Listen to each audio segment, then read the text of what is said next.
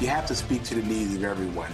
And the Vice President Harris speaks to the needs of people in Savannah and our partners in coastal Georgia. The road to the White House goes through Georgia, and the lane to that road goes through Savannah, goes through coastal Georgia.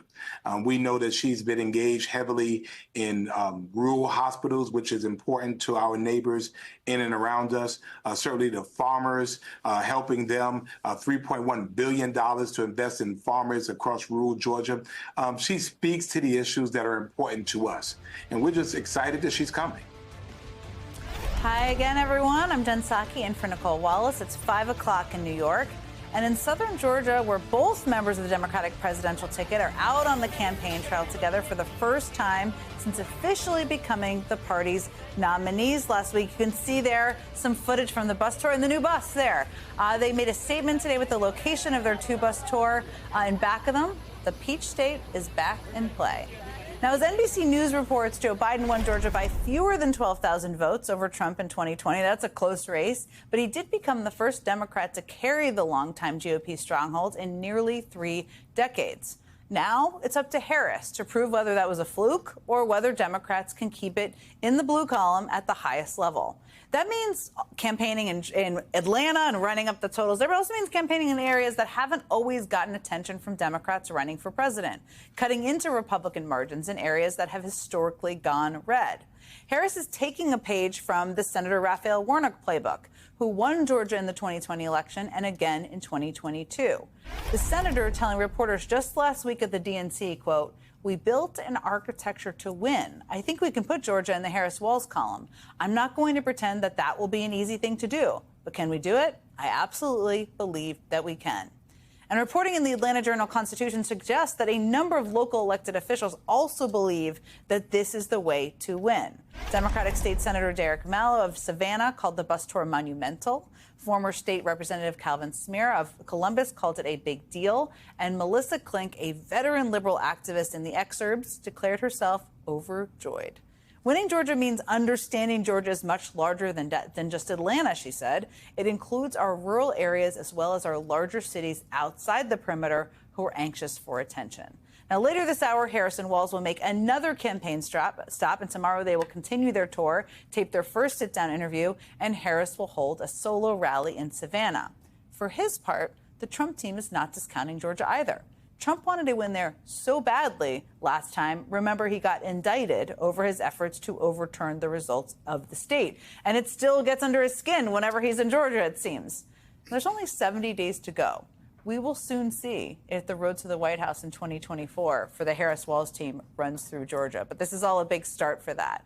And that is where we start this hour with White House correspondent Mike Memoli out in Savannah, Georgia, following the Harris-Walz bus campaign and the bus. With me at the table here is writer and editor for Protect Democracy, Amanda Carpenter, as well as MSNBC Justice and Legal Affairs analyst and veteran of many a Southern campaign, Anthony Coley. Okay, Mike, I want to start with you. I know we have limited time because we got to get back following that bus, whatever that means. Tell us about what's going on in Savannah at the moment, what they've done on the ground, what the reaction's been.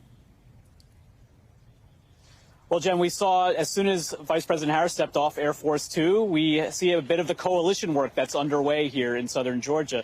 She and Governor Walz posed for photo with students from Savannah State University, which is one of many historically black colleges and universities here in the state of Georgia. Now they're on their way into more rural parts of these counties around Savannah. And it really speaks to the strategy of a campaign that feels like it has some very real momentum. The kids would call this a flex. They have the resources and they have the ability with a more competitive race than maybe was the case with President Biden at the top of the ticket to play in the expanded battleground map. They're trying to not just run up the score in places like Atlanta, as a typical Democratic campaign would do, but they want to make inroads into places where Donald Trump has the advantage. And call it the Raphael Warnock playbook. You also know we can relive our past lives from 2012. This is a bit of the Obama playbook as well. When I was on the road quite a bit with then Vice President Joe Biden, especially in a state like Ohio, they would send him to exactly these kinds of places. They were Romney, maybe 55, 60% counties where they wanted to maybe shave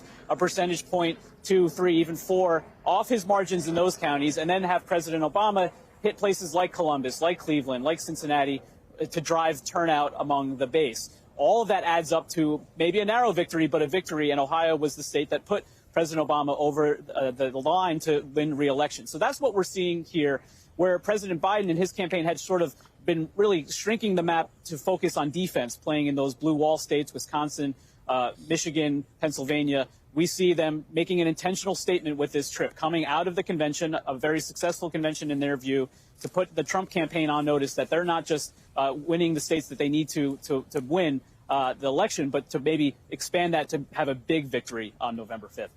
It's definitely an interesting. It was reminding me of the Obama-Biden strategy, too, of showing up. I've been on many a bus tour in many parts of the country where people are surprised they're there. But that's part of it, and that's part of how many people win in these more red or purple states. I want to ask you, since I have you here, you broke a huge story yesterday. You had new reporting about kind of this plan for a super PAC or a PAC that is going to run a big program that is going to be important after the election to counter basically Republican legal challenges and the battles that Democrats expect are going to come. Tell us a little bit more about your reporting. When is it going to start? What is their overall strategy? What are they hoping to really accomplish with it? Yeah, Jen, this is going to be before, during, and after the election. They call it the Democracy Defenders PAC. And this really speaks to the need. Yes, every campaign, the National Committee, they all have what they call voter protection operations within their campaigns. But this is going to be an entity that is singularly focused on just that issue, both supporting legal efforts on the part of campaigns and parties up and down the ballot to make sure that they're expanding voting access, to make sure they're confronting Republican efforts to maybe restrict access, to challenge the vote, but also to go on the messaging front. When they see Donald Trump and his Republican allies trying to sow disinformation, sow doubt about this election, they want to be able to confront that and counteract that. So when you talk to Democrats about what keeps them up at night, it's this fact. It's that when Donald Trump did go to court after the 2012 election, it was very much last-minute, disorganized, a bit chaotic, and unsuccessful in the end. But they are worried that the Trump team and his allies are much more prepared this go around, not just to try to challenge the results after the election, but to make efforts to challenge voting rules, to challenge early votes that are being cast already. So this is being led by Jim Messina, who, of course, led the Obama campaign in 2012. We're also seeing Norm Eisen, who was part of the impeachment team, a well-known Democratic lawyer, a former ally of Stacey Abrams is involved as the chief legal advisor, and our friend T.J. Ducklo also as the chief strategist. So this is going to be a new effort that is going to work hand in hand with the campaigns, with the state parties. They think it's an important mission, and they have $10 million to start this effort, and will raise more over the course of the next few weeks and months. Mike Memoli, we're going to let you go back to chasing the bus, being on the bus, hopefully, doing all the bus things that you do. I really appreciate you taking the time to join us this afternoon. And I'm going to bring in the panel here that I'd already introduced. Let me start with you, Anthony, because you and I met when you were, I think, a regional desk for Southern States on the Kerry campaign. Look at that memory. We have more white hair. I do right now. That's right. But back then, Democrats were not winning Southern States. Right. That was a hard assignment you had back then. Things have shifted a bit. What would you say to people who are kind of new to following this and thinking, okay, is Georgia an easy state? Is North Carolina an easy state? Right. What is different about this region of the country in terms of competing there as a Democrat? So here's what was so interesting to me, Jen, about this last report. We heard Mike use the term. He said it was a flex. Yeah, right, for Kamala Harris. That. I love that term, and he's absolutely right. Here's some facts. This is the first time in more than 30 years that a Democratic nominee has been to Savannah and surrounding areas. And the reason...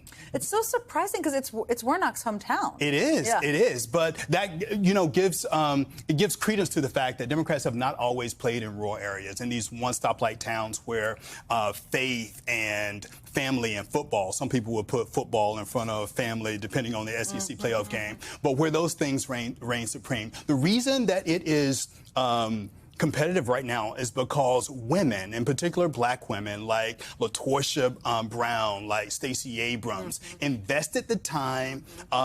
They built out the infrastructure. And so that's how we got Warnock and Ossoff. The other thing that's important here is demographic changes. Amy Walters said today, and I think she's right, that the electorate could be upwards of 29% of African-American voters. Statewide, 60% of the voter are expected to come from metro Atlanta, which has historically been Democratic. The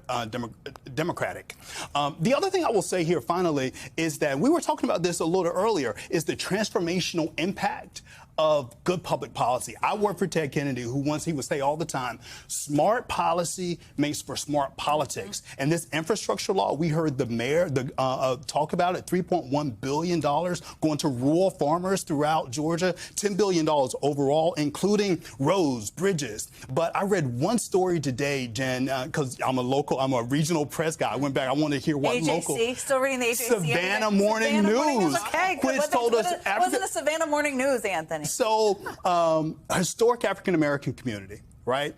They get $30 million to prevent storm drain flooding. That may not sound like a big thing, but when you have generational wealth invested into your home and you're just trying to save your home where you can raise your family, stuff like that matters, and people are going to vote in their best interest. And that's why I think Georgia's in play.